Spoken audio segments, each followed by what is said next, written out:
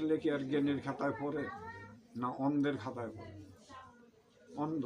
জ্ঞান মানুষের এই দৃষ্টিশক্তি বাড়ায়।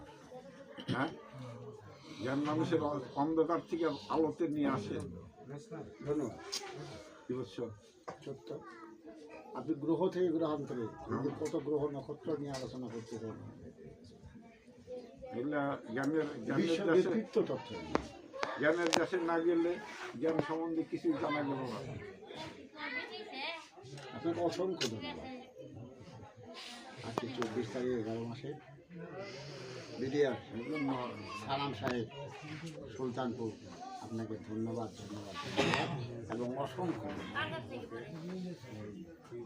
আমি জ্ঞানীদের মধ্যে পড়ি না, তো জ্ঞানীদের সঙ্গ দিয়েছিলাম, তো এইখানে লেকচার দিই আর ওই অহংকার একটু বড়াইও করি।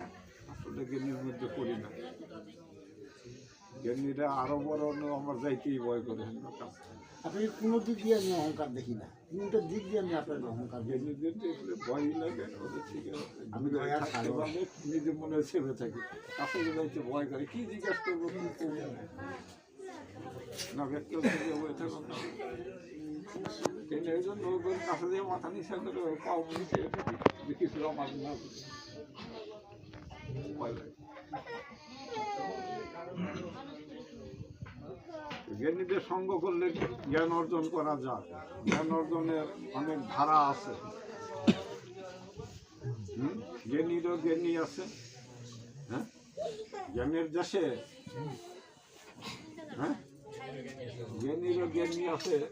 শেষে জ্ঞানীদের কাছে, মহাজ্ঞানীর কাছে পৌঁছে দেওয়া যার জ্ঞানের সীমানা। তখন বলে যে তুমি ধ্যান করিলেই জ্ঞান পাইবে। ধ্যান করিলেই জ্ঞান পাইবে। তুমি এবার ধ্যান করতে থাকো।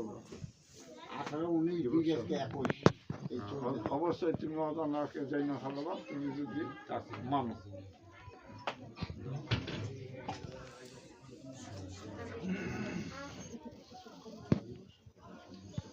জগতে একজন মহাজ্ঞানী আছে, তার সান্নিধ্য হইলে জ্ঞানের অভাব থাকে না।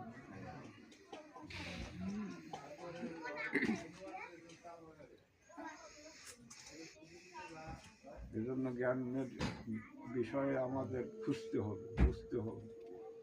তবে গুরু ধরা লোকের জন্য আবার সহজ আছে। সেটা হলো কোনো দলিল ঘাটতে হয় না, এত বাড়াবাড়ি লাগে না। যার বুদ্ধি নেই তার জন্য গুরু। আবার বেশি চালাক লোকের জন্য গুরু না। যার বুদ্ধি শুদ্ধি চালাক আছে ওর জন্য গুরু না। ধন্যবাদ আপনাকে। ওর কাম না, ও মান দেওয়ার জন্য। যার বুদ্ধি আছে তার এই জন্য গুরু, যার জ্ঞান আছে। গুরু তার জন্য যার জ্ঞান ট্যান ফালাই দিয়েছে। মানে আমার জ্ঞান নাই, আমি বুঝি না, আমাকে গুরুর জ্ঞান অর্জন করতে হবে। নিজের জ্ঞান ফালাইয়ে দিয়ে যে আইছে আমি বুঝি না, তার জন্য গুরু। নিজের থেকেই বলতে তার জন্য গুরু ডুবি না, ও নিজেই বলতে। কি বুঝছো? কাম হইলে তো তুমি বুঝো না হবো। তোমার হইলো না, তোমার ভাই হইলো না, তোমার